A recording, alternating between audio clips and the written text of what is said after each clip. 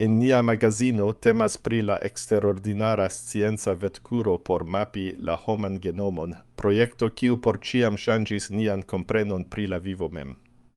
La historio de la Homa Genoma Projekto estas rakonto pri grandega ambicio, teknologia genio kaj intensa rivaleco. Ĝi ofte estas nomata la Everesto de la biologio. Imagu penon tiel vastan, ke ĝi celas legi ĉiun unuopan literon de la genetika kodo, el kiu konsistas homo.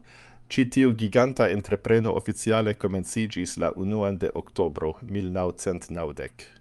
La celo estis facile prescribebla, sed trege malfacila por plenumi, determini la sinsekvon de ĉiuj 3 miliardoj da kemiaj bazaj paroj en la homa DNA.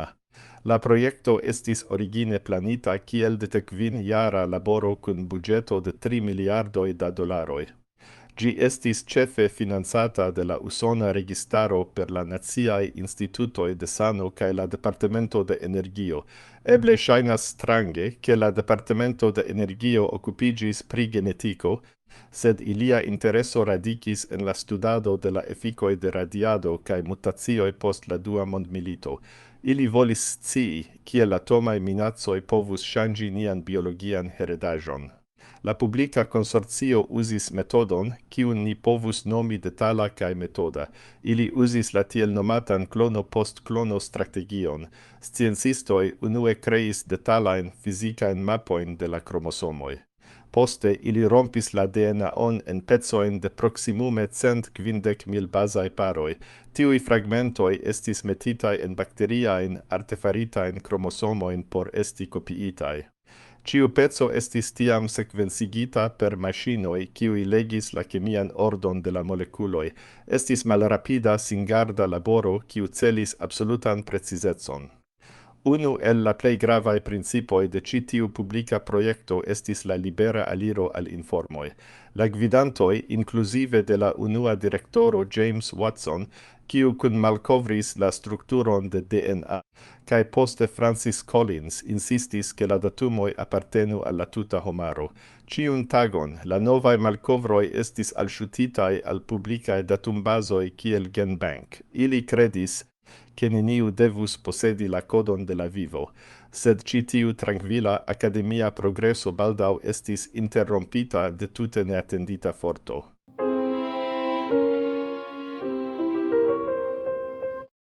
En majo 1990 la mondo de scienco ricevis grandan ŝokon.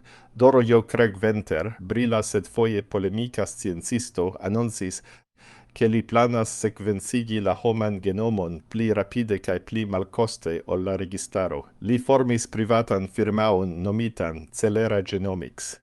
Venter promesis plenumi la taskon in nur 3 jaroj por nur 300 milionoj da dolaroj. Tio estis nur frakcio de la tempo kaj kosto de la publika projekto. Venter ne uzis la malrapidan metodon de la konsorcio. Li proponis ion nomitan tutgenoma mitraila sekvencigado.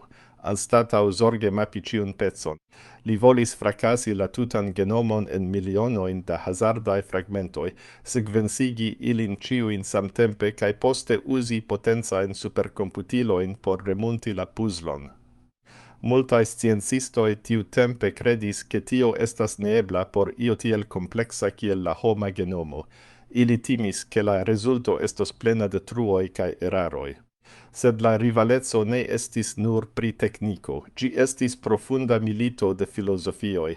Dum Francis Collins kaj la publika projekto batalis por malferma scienco, Celera Genomics havis komercan modelon.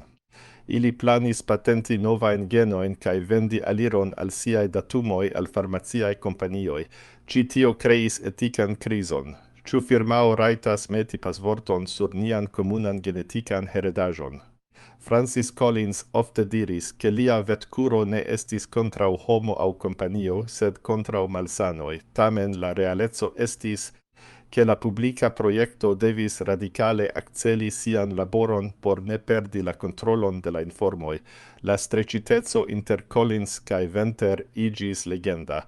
Unuflanke estis la trankvila, religia kuracisto, genetikisto Collins, kaj aliflanke la agresema, jahto amanta entreprenisto Venter.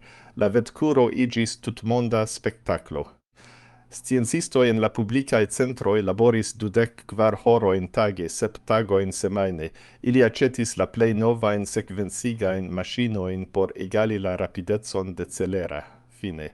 La politica premo igis tiel granda, che ambaŭ flankoj estis devigitaj fari ian armisticon.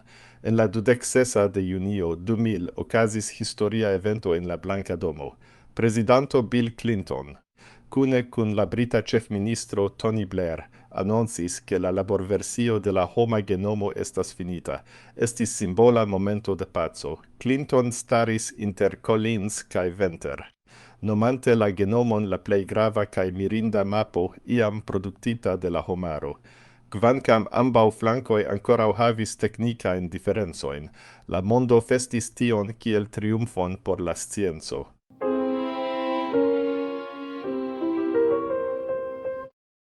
Post la granda annonco en la jaro 2000, la laboro tute necesis. En februaro 2001, ambaŭ grupoj publikigis siajn detalajn rezultojn. La publica projekto aperigis sian laboron en la revuo Nature, dum Celera publikigis en la revuo Science. Ĉi tiuj dokumentoj malkaŝis surprizajn faktojn.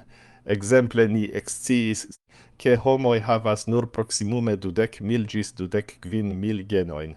Tio estis multe malpli ol la 100,000 genoj, kiujn multaj sciencistoj antaŭvidis. Ĝi montris, che ni estas complexae ne pro la nombro de genoi, sed pro la maniero kiel ili interagas. La publica projekto daŭrigis sian laboron por atingi perfektan precizecon. En aprilo 2003, exacte 50 jarojn post kiam Watson kaj Crick malkovris la duoblan helikon de DNA, la Homa Genoma Projekto estis deklarita esence finita. Ili atingis 99,99 elcentan precizecon. La fina tute finita versio de la sekvenco estis publikigita in 2006. Hodiaŭ ni vivas en la genoma epoko, kaj la efikoj estas ĉieaj. Pro ĉi tiu vetkuro, la kosto de sekvencigado de DNA falis mirinde, kio iam kostis miliardojn da dolaroj. Nun povas esti farita por kelkaj centoj da dolaroj en kelkaj horoj. Ĉi tio malfermis la pordon al personigita medicino. Hodiaŭ, kuracistoj povas analizi la tumoron de kancero paciento por trovi la specifan genetikan mutacion kaj elekti medikamenton, kiu celas ĝuste tiun eraron.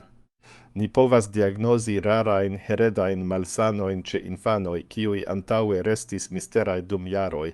Krome la projekto naskis novajn kampojn de scienco. Ni nun studas proteomikon, por kompreni proteinojn kaj epigenetikon, por kompreni kiel nia medio ŝaltas aŭ malŝaltas niajn genojn.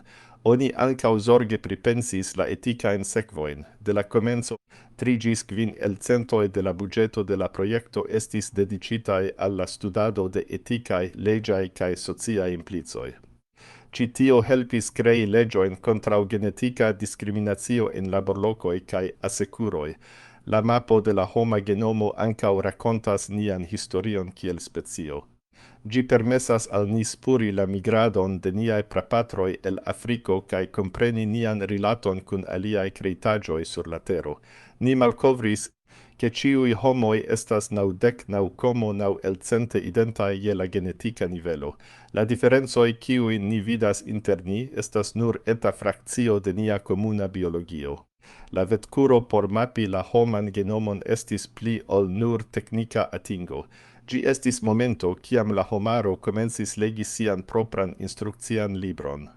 Dank al la kunlaboro de miloj da sciencistoj kaj la konkurenco, kiu puŝis ilin al la limo, ni hodiaŭ posedas la ilojn por batali malsanojn en tute novaj manieroj.